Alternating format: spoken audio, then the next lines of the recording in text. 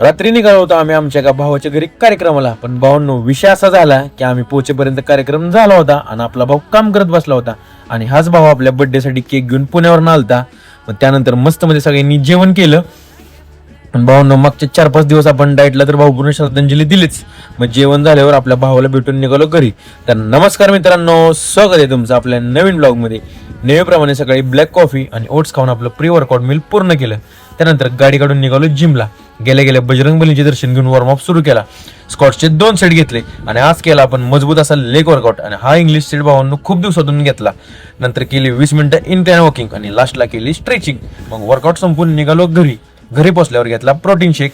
मग आपलं आवरून निघालो शॉपवर. पोचल्यानंतर शटर ओपन केलं आणि सेटअप लावला आणि साफसफाई करून देवपूजा केली. पण गडबडीत काही व्हिडिओ घेताच आला नाही.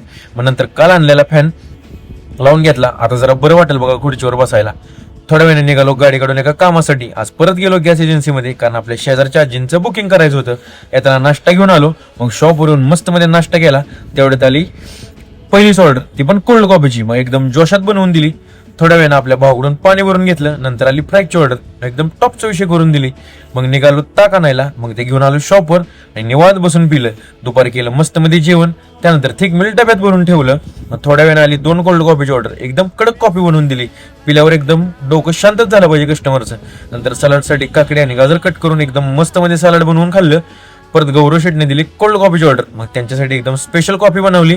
त्यानंतर नेहमीप्रमाणे 5 वाजता बनवली आपली ब्लॅक कॉफी. आजच्यासाठी एवढंच, धन्यवाद. व्हिडिओ आवडला असेल तर तुमच्या भावाला नक्की फॉलो करा.